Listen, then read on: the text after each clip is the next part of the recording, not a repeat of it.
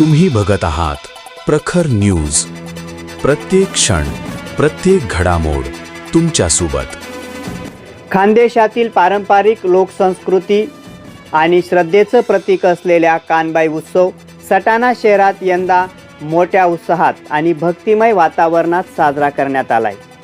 3 दिवस चालणाऱ्या या उत्सवात धार्मिक विधीसोबतच नातेवाईक, भाऊबंद आणि मित्रपरिवाराच्या भेटीगाठींना विशेष महत्त्व आहे. श्रावण महिन्याच्या पहिल्या शनिवारी कानबाई देवीची विधिवत स्थापना करण्यात येते.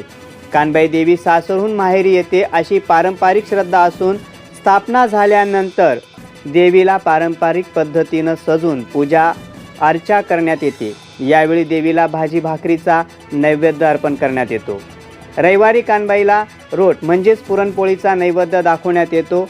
याच दिवशी भाऊबंद, नातेवाईक, मित्रपरिवार यांना निमंत्रण देऊन कानबाईचं दर्शन घेण्याची परंपरा जपली जाते. यावेळी घरोघरात उत्साहाचे आणि आपुलकीचे वातावरण बघायला मिळते.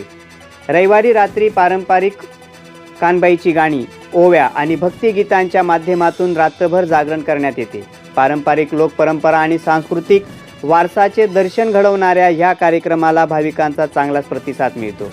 त्यानंतर सोमवारी कानबाई देवीची पारंपरिक पद्धतीनं मिरवणूक काढण्यात येते.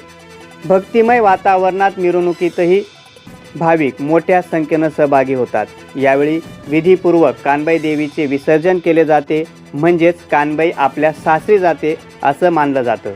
कानबाई उत्सव हा केवळ धार्मिक सोहळा नसून माहेरचा आणि सासरच्या नात्याला घट्ट करणारा, भाऊबंदकी आणि सामाजिक एकोपा वाढवणारा, तसेच खानदेशच्या लोकसंस्कृतीची परंपरा जपणारा उत्सव म्हणून ओळखला जातो. प्रखर न्यूजसाठी भैयासाहेब माळी, सटाणा.